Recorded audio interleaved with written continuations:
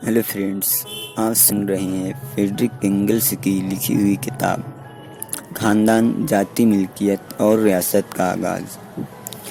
दोस्तों, हमने इस बुक के 2 चैप्टर मुकम्मल कर चुके हैं। इस बुक का तीसरा चैप्टर इराक़वास लोगों का गण आज हम यहाँ से शुरू करेंगे। इराक़वास लोगों का गुण। अब हम मॉर्गन की एक और दरियाफ्त को लेते हैं, जो कम से कम इतनी ही अहम है जितनी एक जिद्दी क़राबतदारी यानी सगोत्री के निज़ामों से ख़ानदान की इब्तदाई सूरतों की दरियाफ्त थी। मॉर्गन ने यह साबित कर दिया है कि अमेरिकी इंडियन कबीलों के अंदर सगोत्र लोगों यानी एक जिद्दी क़राबतदारों की जो जमात थी और जिनके नाम जानवरों के नाम पर रखे जाते थे, वो बुनियादी तौर पर वही चीज़ें थीं जो यूनानियों की जीनिया और रोमियों की जेंट्स थी। इसने साबित कर दिया कि गण की इब्तदाई सूरत असल में वो है जो अमेरिका में मिलती है और यूनान और रोम के गण के बाद की पैदावार में इसी से माखूज़ है। इसने ये भी साबित कर दिया है कि इब्तदाई ज़मानों के यूनानियों और रोमियों में समाज गणों, फ्रेटरियों, बिरादरियों और कबीलों में मुनज़्ज़म था। हो बहु वैसी ही तंजीम अमेरिकी इंडियनों में भी पाई जाती है। और जहाँ तक हमारी मौजूदा वाकफियत है, गण एक ऐसा अदारा है जो तमद्दुन के अहद में दाखिल होने तक और यहाँ तक कि इसके बाद भी सभी बर्बरी लोगों में पाया जाता है। इन बातों का सबूत मिल जाने से कदीम यूनानी और रूमी तारीख को मुश्किल तरीन गुत्थियाँ चश्म जन में सुलझ गईं। साथ ही इस दरियाफ्त ने कदीम ज़मानों के यानी रियासत के इब्तिदा होने से पहले के समाजी दस्तूर की बुनियादी खुसूसियतों पर भी कुछ रोशनी डाली है, जिसकी किसी को तवक्के तक ना थी। एक बार जान लेने के बाद ये बात कितनी ही आसान और सीधी सादी क्यों ना मालूम हो, लेकिन मॉर्गन इसका पता अभी हाल ही में लगा सका है। 1871 में जब इसकी किताब शाये हुई थी तो इस वक्त वो इस राज को नहीं पा सका था, और जब मॉर्गन ने इस राज को पा लिया तो इंग्लिस्तान के माक़बल तारीख के माहिर, जिन्हें अपने आप पर बड़ा एतमाद था, मजबूरन कुछ दिनों के लिए चुपचाप चूहों की तरह अपने बिलों में जा घुसे। मॉर्गन ने एक जिद्दी क़राबतदारी यानी सगोत्री लोगों की इस जमात के लिए आम तौर पर लातीनी ज़बान के लफ्ज़ जिन्स को इस्तेमाल किया है।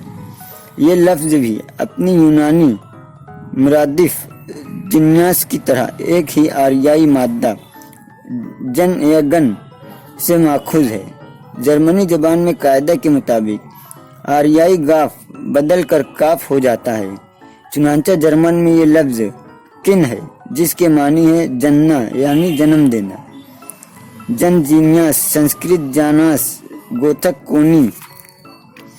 मज़कूरा बाला कायदे के मुताबिक कदीम नॉर्डिक और एंग्लो सिक्सन क्वाइन अंग्रेजी किन वस्ती टक्साली जर्मनी ज़बान का लफ्ज़ कुई सभी के एक ही मतलब है, क़राबतदारी नस्ल, लेकिन लातीनी ज़बान का जिन और यूनानी का जीनियास खास तौर पर ऐसे क़राबतदारों की जमात के लिए इस्तेमाल किया जाता है जिनको एक ही मोर्रिस आला की और इस सूरत में मर्द मोर्रिस आला की औलाद होने का दावा है, जो बात समाजी और मजहबी इदारों के ज़रिए से एक मखसूस कम्युनिटी या बिरादरी के रिश्ते में मुंसलिक हो गए हैं, जिसकी इब्तदाई हालात और नवीयत के बारे में आज तक हमारे सभी मौरिख तारीखी में थे। पूना लोन ख़ानदान के सिलसिले में हम ऊपर देख आए हैं कि शुरू में जिन्स या गण कैसे बनता है, इसमें वो तमाम लोग शामिल होते थे जो पूना लोन शादी की बदौलत और इन तसव्वुरात के मुताबिक जो लाजमी तौर पर इसके अंदर कायम होते थे। एक ख़ास औरत मोर्रिस आला की जो इस गण की बानी थी औलाद माने जाते थे, क्योंकि ख़ानदान की शक्ल में यकीन के साथ नहीं कहा जा सकता था कि बच्चे का बाप कौन है, इसलिए नस्ल सिर्फ औरतों से चलती है। और चूँकि भाई बहन में शादी नहीं हो सकती थी और मर्द सिर्फ दूसरी नस्ल की औरतों से शादी कर सकते थे, इसलिए ऐसी औरतों से जो बच्चे पैदा होते थे वो मादरी हक के मुताबिक गन से बाहर चले जाते थे। इस तरह हर नस्ल में सिर्फ लड़कियों की औलाद कुराबतदारी के दायरे में रह सकती थी और बेटियों की औलाद अपनी माँ के गनों में चली जाती थी। एक जद्दी और कुराबतदारी की ये सगोत्र जमात जब कबीले के अंदर अपनी जैसी दूसरी जमातों से अलहदा एक जमात की हैसियत इख्तियार कर लेती है तो फिर इसका क्या हस्र होता है। मॉर्गन ने इराकवास लोगों के और इनमें भी खासकर सीनिका कबीले के गनों को इब्तदाई गनों की क्लासिकल शक्ल माना है। इन लोगों में 8 गन में जिनके नाम मंदरजा झेल जानवरों के नाम पर रखे गए हैं, भेड़िया, भालू, कछुआ, ऊद बिलाऊ, हरन, चहा, बगला, बाज, इनमें से हर गन में हिज़्ब झेल रस्म रिवाज पाई जाते हैं।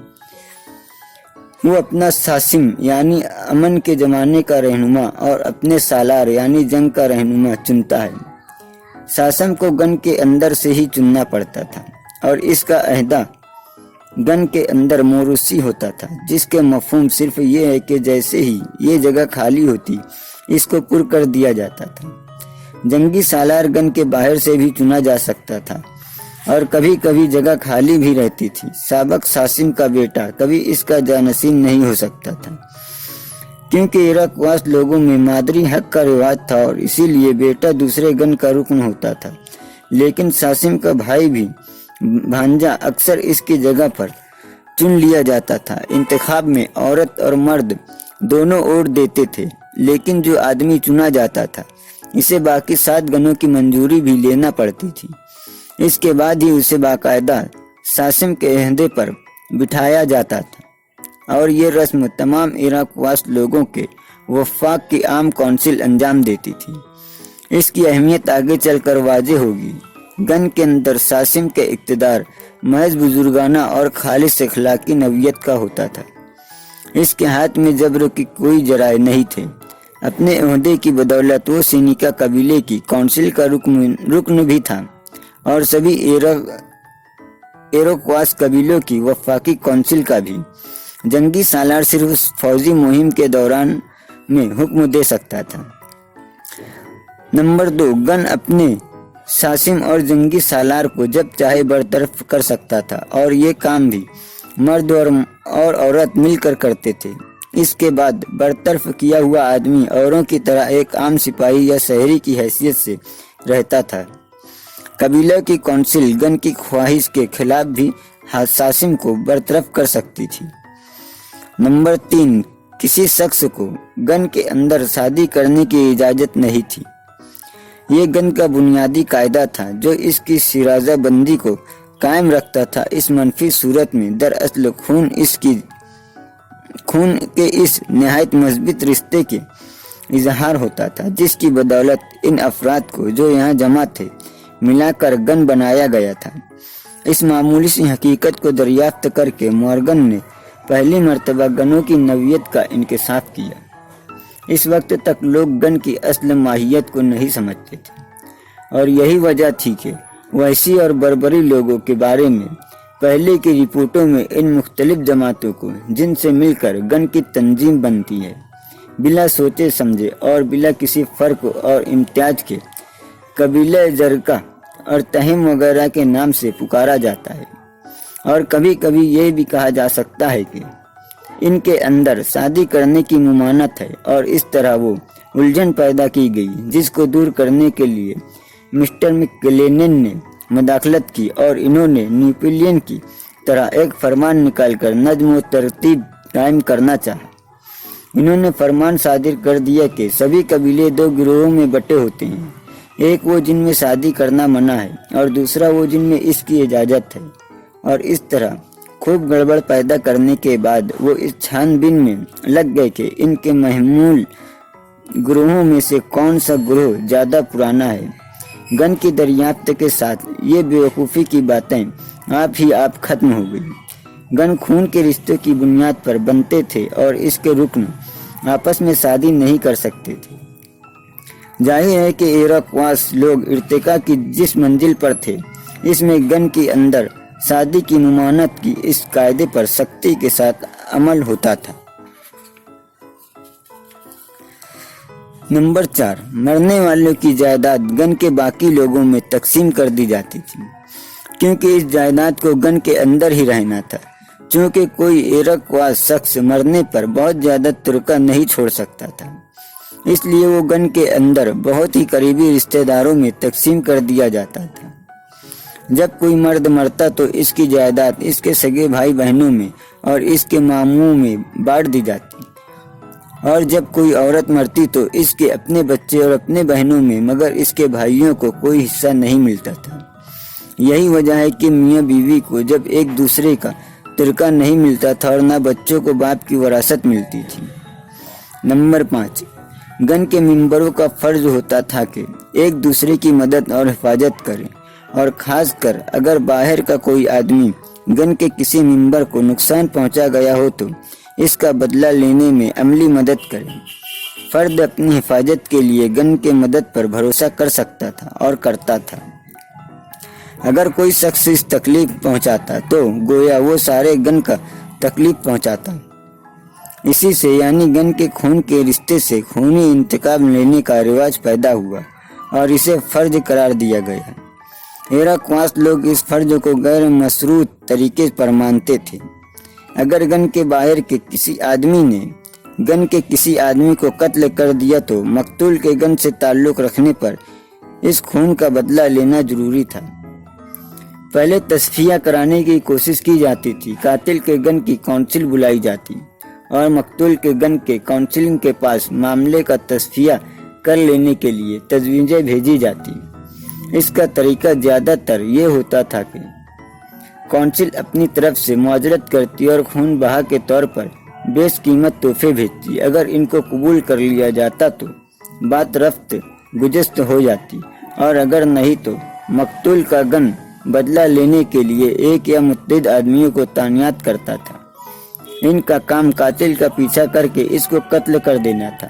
अगर ये हो जाता तो कातिल के गन को शिकायत का कोई हक नहीं था और समझा जाता कि बदला पूरा हुआ। छठा, गन के अपने मखसूस नाम या नामों का सिलसिला होता था। जैसे सारे कबीले में सिर्फ वही गन इस्तेमाल कर सकता था, चुनांचा किसी शख्स के नाम से ही ये पता चल सकता था कि वो किस गन का आदमी है। जो शख्स गन का नाम इस्तेमाल करता इसे गन के हुकूक भी हासिल होते थे। नंबर 7, गन अजनबी आदमियों को भी अपना मिंबर बना सकता था और ऐसा होने के बाद वो शख्स पूरे कबीले का मिंबर समझा जाता था। जंग के कैदियों में से जिन लोगों को कत्ल नहीं किया जाता था वो किसी गन में शरीक कर लिए जाते थे और इस तरह पूरे सिनिका कबीले के रुकन बन जाते थे, और फिर इन्हें कबीले और गन के सारे इख्तियारात हासिल हो जाते थे। अजनबियों को गन के इनफरादी मिंबरों की दरख्वास्त पर ही मिंबर बनाया जाता था। मर्द कहते कि फला अजनबी को मेरा भाई या बहन मान लिया जाए, और औरतें कहती कि इसे मेरी औलाद मान लिया जाए। मंजूरी के लिए ज़रूरी था कि गन के अंदर शादी करने के रस्म बाकायदा तरीके से अंजाम दी जाए। जिन गनों में आदमियों की तादाद घटकर बहुत कम हो जाती थी वो अक्सर दूसरे गनों से इजाज़त लेकर बहुत से लोगों को अपने गनों में शामिल कर लेते थे। इराक़वास लोगों में गन में शामिल करने की रस्म कबीले की काउंसिल की एक आम जलसे में अंजाम दी जाती थी और इसकी हैसियत एक मजहबी रस्म की हो गई थी। नंबर 8, इंडियन गनों में मखसूस मजहबी रस्मों का वजूद साबित करना मुश्किल है, और फिर भी इसमें शक नहीं कि इंडियनों की मजहबी रस्म कम व बेश गनों से ताल्लुक़ रखती थी। इराक़वास लोगों में साल में 6 मजहबी तकरीबें होती थी, जिनमें अलग अलग गनों के सासिम और जंगी सालार जो अपने ओहदे की बदौलत मुहाफिज़े दीन भी समझे जाते थे, पुरोहितों और पुजारियों का काम करते थे। नंबर 9, हर गन का एक कब्रिस्तान होता था। रियासत न्यूयॉर्क के इराक़वास लोग अब चारों तरफ से गोरे लोगों से घिर गए हैं, इसलिए इनका कब्रिस्तान बाकी नहीं रहा, लेकिन पहले था। दूसरे इंडियन कबीलों के बाद अब भी खुद अपने कब्रिस्तान होते हैं।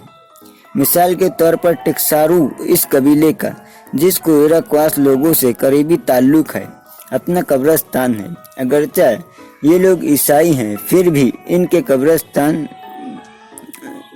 कब्रिस्तान में हर गन के लिए कब्रों की एक अलहदा कतार होती है। माँ और इसके बच्चे एक ही कतार में दफन किए जाते हैं, लेकिन बाप को इस कतार में जगह नहीं दी जाती। इराक़वास लोगों में तहजीज़ तकफीन के वक्त सभी आदमी मातम करते हैं, कब्र पर तैयार करते हैं, जनाजे पर तकरीर करते हैं, वगैरह वगैरह। नंबर 10, गन की एक काउंसिल होती थी। ये एक जमहूरी मजलिस थी जिसमें गन के तमाम बालिग मर्द और औरतें शामिल होती थीं और सबकी आवाज़ बराबर होती थी। यही काउंसिलिंग सासिम और जंगी सालार चुनती या इन्हें बरतरफ करती थी। इसी तरह वही काउंसिलिंग और बाकी मुहाफिजीन मजहब को भी चिंती और बरतरफ करती थी।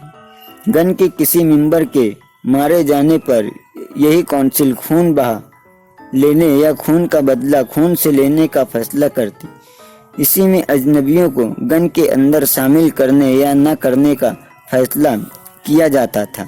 मुख्तसर ये कि गन में यही काउंसिल सारे इख्तियारात की मालिक थी। अमेरिकी इंडियनों की एक आम गन के हिज़्ब जेर इख्तियारात होते थे। एक इंडियन गन की सभी रुकन जाती तौर पर आज़ाद हैं और एक दूसरे की आज़ादी की हिफाजत करना इनका फ़र्ज़ है। इनफरादी हुकूक और इख्तियारात में सब एक दूसरे के बराबर हैं। सासिम और सालारों को भी कोई फौकियत नहीं, बल्कि एक ऐसी बिरादरी है जो क़राबतदारी के धागे से बंधी हुई है। आज़ादी, मसावात और भाईचारे के उसूल का कभी बाकायदा ऐलान नहीं किया गया, मगर गन के यही बुनियादी उसूल हैं। गन एक समाजी निज़ाम की इकाई है। गन वो बुनियाद है जिस पर इंडियन समाज की तंजीम होनी थी। आज़ादी और खुददारी का एहसास जो इंडियनों के किरदार की आम खुसूसियत है। इसी का नतीजा है जिस वक्त इंडियनों का पता लगा वो सारे शुमाली अमेरिका में ऐसे गनों में मुनज़्ज़म थे जो मादरी हक के मुताबिक बने थे।